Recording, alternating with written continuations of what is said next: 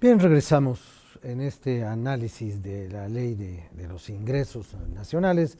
Solamente para darle a usted algunas cifras, le comento, la Cámara le cambió 43 cosas a la propuesta del paquete de ingresos que presentó la Secretaría de Hacienda.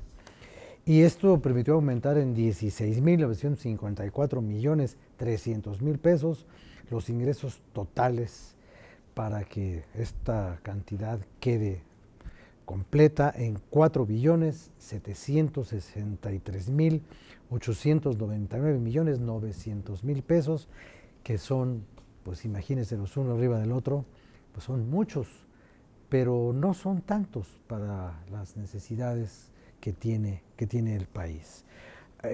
Hay algunos campos interesantes, como por ejemplo esto de las deducciones, la deducibilidad que se hizo para algunos gastos de los causantes, que se subió de 4 a 5 salarios mínimos, usando todavía los mínimos como referencia, y se hizo también una disminución del 50% al gravamen de las bebidas endulzadas. Usted recuerda aquel debate entre la obesidad, las bebidas chatarras, los alimentos poco nutritivos, todo eso que hace un año y 2 años iba a ser así como la salvación de la gordura de nuestra infancia, que se iba a convertir en la flacidez de nuestra vida adulta, pues todo eso ya se cambió. Y se cambia porque la vida cambia, porque las cosas cambian, y yo les querría preguntar a los señores diputados, especialmente empezando en el orden en el que habíamos iniciado la presentación. Fue usted muy crítico con bueno, su partido desde el principio fue muy crítico con la reforma fiscal, a la cual le han achacado casi todos los males económicos del país. Bueno, creo que hasta la pérdida de valor del petróleo es culpa de la reforma fiscal. ¿O ese no? Tampoco es así. Creo que se aprobó con una mayoría abusiva una reforma fiscal que ciertamente ha sido bastante perjudicial para la economía del país. Simplemente hay que darse una vuelta por la zona fronteriza, las ciudades fronterizas, para percatarnos de cómo ha impactado directamente en la vida económica, de cómo se han perdido empleos, de cómo ha pauperizado a esta zona. Nosotros hicimos un planteamiento concreto de reducción del IVA en la zona fronteriza, que proponíamos que llegara hasta el 11%, no fuimos escuchados, fue una mayoría aplastante. Nosotros proponíamos regresar al régimen anterior de pequeños contribuyentes, de repecos, no fuimos escuchados. Se avanzó ciertamente en el tema de la posibilidad de la deducibilidad inmediata que pueden llevar a cabo las empresas sobre sus inversiones, pero no como nosotros hubiéramos querido tampoco. Es decir, creo que se queda intacta esta reforma tóxica, Rafael.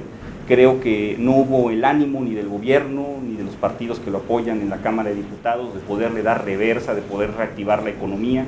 Y yo insisto en esta parte. Lo más preocupante de lo que vimos en esta larga sesión que tuvimos el día lunes es que pues es un diálogo de sordos lo que pasa en la Cámara de Diputados, que no hay posibilidad de debate, simplemente se nos escuchaba y había un no mecánico a cualquier propuesta que hacía la oposición, Rafael. ¿Usted cree, diputado Cristópolos, que forma parte de la mayoría abusiva? No, para nada. Creo que construimos y escuchamos las opiniones de todas las fracciones parlamentarias.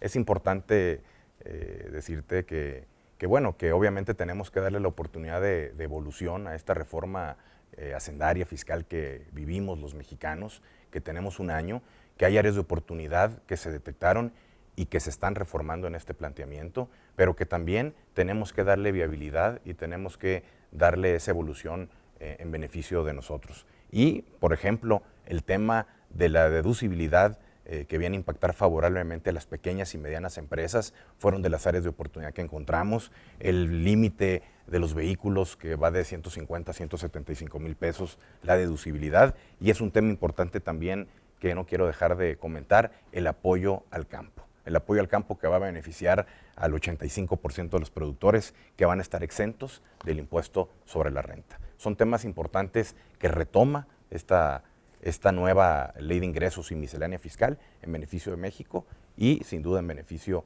de las finanzas públicas de nuestro país. Gracias. ¿Qué opina usted de esto, señor diputado Hernández Mirón? Fíjate, Rafael, se comentaba el tema del petróleo.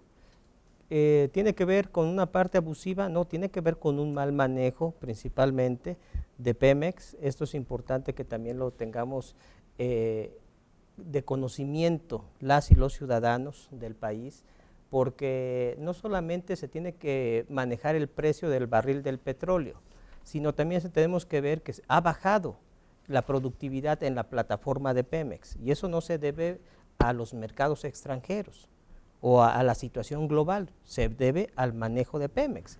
Me parece que es un tema muy importante que tenemos que estar tratando. Otro de los temas que yo quisiera resaltar, Rafael, este comentario que tú hablabas sobre las bebidas con alto valor calórico.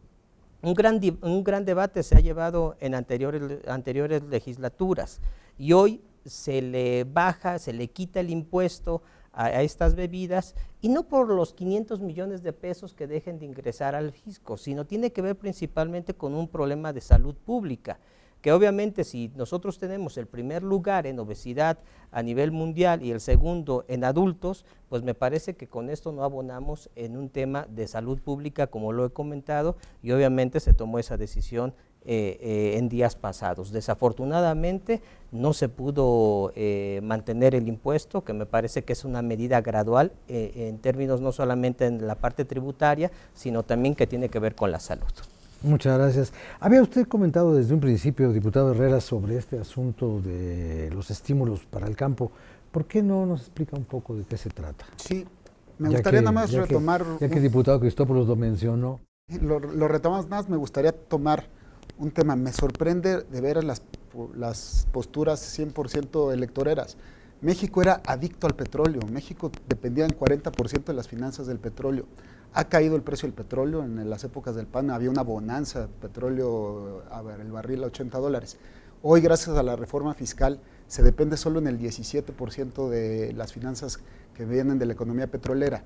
Había que mantener con esto para mantener nuestros números macroeconómicos sólidos. Es por eso que pues, teníamos que seguir con esta misma línea. En el tema de los estímulos al campo, se metieron al aro al 99% de los productores del campo. Estamos hablando de casi 3,5 millones de mexicanos que viven del campo como su economía primaria y que cuando ingresan menos de 300,000 pesos al año, que es el 99% de ellos, pueden acceder a estímulos para no pagar ISR. Ese es un gran logro, sobre todo de estados como el mío, Veracruz, que vivimos en un 45% de la industria primaria.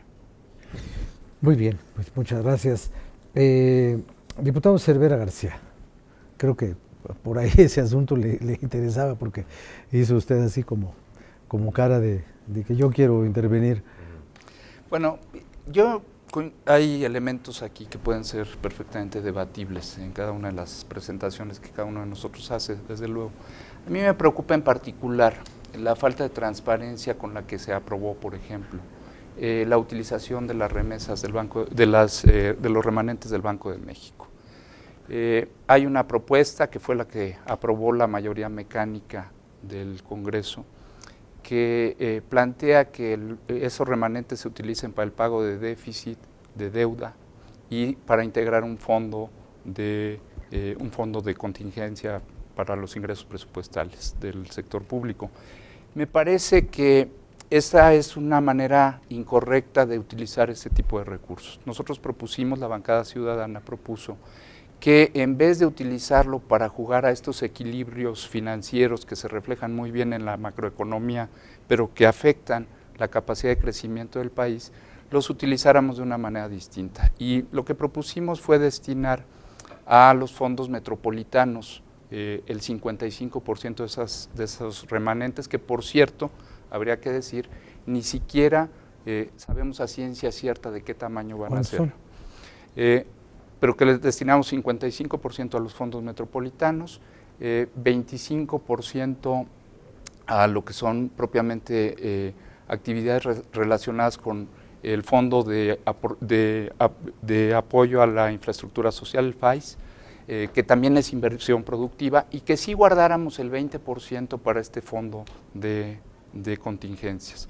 Desafortunadamente la mayoría mecánica que se ha establecido en el Congreso pues no permitió que se avanzara mayormente en esto, y nos quedamos con el planteamiento original: 70% para el pago de deuda y déficit y 30% para el fondo de contingencia. Muy bien, muchas gracias. Bueno, este asunto, yo no sé si para el próximo segmento a los diputados que no han tomado todavía la palabra en relación con esta primera ronda, les interesaría comentar este asunto de la deuda o las deudas, porque a mí me parece que fue durante muchos años la palabra más peligrosa en el lenguaje político mexicano. Cuando íbamos rumbo a la administración de la abundancia en el gobierno del señor López Portillo, todavía no llegábamos a 100,000 millones de dólares de deuda. Y hoy 100,000 millones de dólares de deuda los tiene cualquier municipio grandote.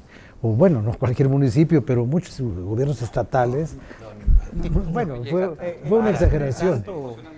Pero proporcionalmente tienen más. Entonces, hoy ya no estamos hablando de 80,000 o 90,000. Yo recuerdo que el rescate de Clinton a la economía mexicana fue por 50,000 millones de dólares. Y hoy hablamos de miles de millones de dólares con una facilidad.